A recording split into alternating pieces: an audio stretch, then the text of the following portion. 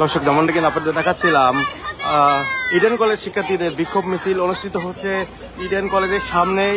আপনাদেরকে দেখানোর চেষ্টা করছি সবশেষ অবস্থান।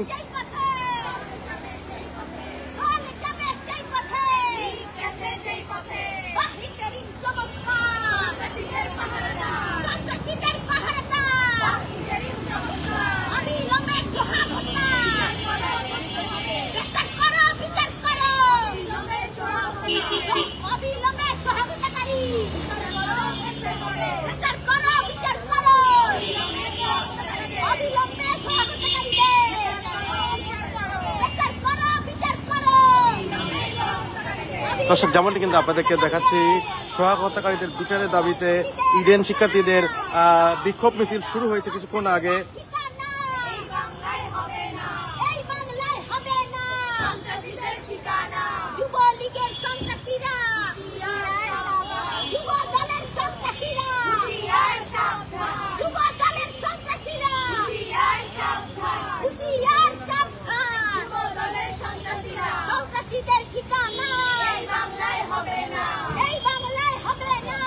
রাজধানী মিটফোর্ড হাসপাতালের সামনে পাথর মেরে বর্বরচিত হত্যাসহ দেশব্যাপী চাঁদাবাজি ও সন্ত্রাসী কর্মকাণ্ডের প্রতিবাদে বিক্ষোভ মিছিল শুরু করেছে ইডেন মহিলা কলেজের শিক্ষার্থীরা। আপনাদেরকে যেমনটি দেখাচ্ছিলাম,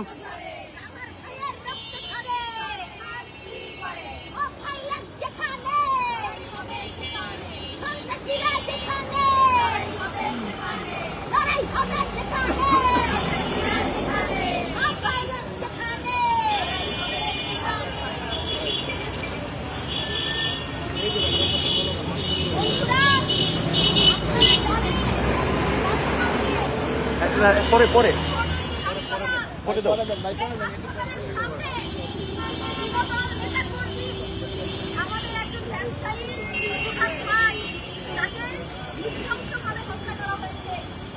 আমরা দেখলাম গত জুলাইয়ে লীগের সন্ত্রাসীরা কিভাবে জুলাইকে রক্তাক্ত করেছিল।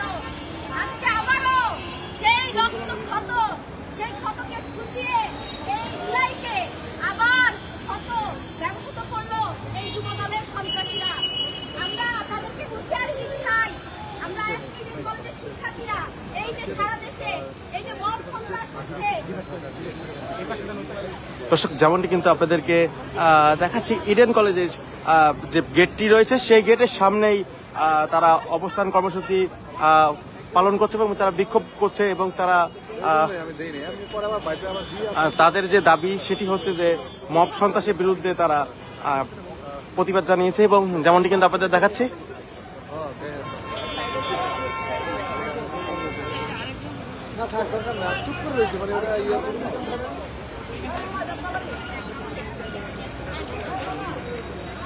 না, এই জন্য আমি দিয়ে আবার চুপ করে আছি।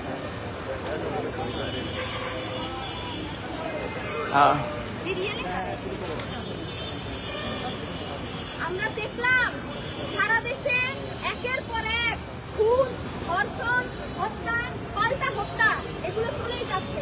যেন একটা নৃশংস, একটা নির্মমতা একটা আরেকটাকে ছাড়িয়ে যেতে চায়।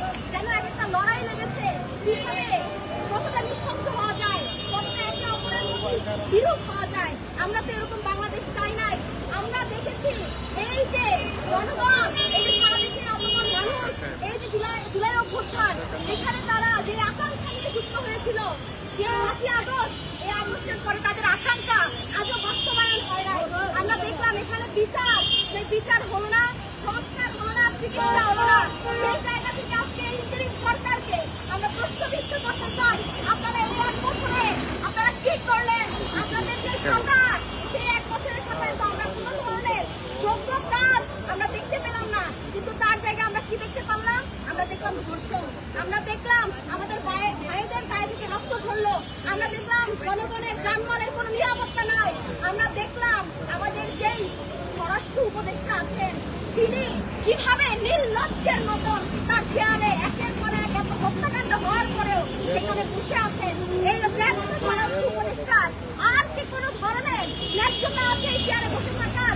সেই প্রশ্ন আজকে ইডেন কলেজের শিক্ষার্থীরা করতে চাচ্ছে। বন্ধুরা, এখন এই সমাবেশে আমাদের মধ্যে কথা বলতে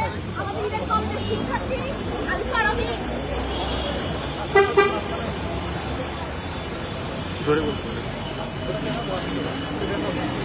দর্শক, যেমনটি কিন্তু আপনাদেরকে দেখাচ্ছি, ইতিমধ্যে কিন্তু ইডেন কলেজের যে শিক্ষার্থীরা রয়েছেন তাদের বিক্ষোভ মিছিলটি চলমান রয়েছে। তারা যেটি বলছেন যে তাকে মেরে ফেলা হয়েছে সেটি বিচার না হওয়া পর্যন্ত তাদের এই আন্দোলন চলমান থাকবে। অর্থাৎ এক কথায় বলতে গেলে দেশবাসী গতকালকে থেকে কিন্তু আবারও ঢাকাতে উত্তাল হয়ে উঠেছে। তারা যেটি বলছেন যে বিচার না হওয়া পর্যন্ত তারা আন্দোলন চালিয়ে যাওয়ার ঘোষণা দিয়েছে। এমন একটি ঘোষণা কিন্তু আজকে এখান থেকেও দেওয়া হয়েছে এবং তারা স্বরাষ্ট্রমন্ত্রীকে বলছেন যে স্বরাষ্ট্র উপদেষ্টার যিনি রয়েছেন তার ব্যর্থতাকে তারা দায়ী করছেন এবং যতক্ষণ পর্যন্ত তাদের সেই দাবি দাওয়া পূরণ না হবে ততক্ষণ পর্যন্ত আন্দোলন চালিয়ে যাবে।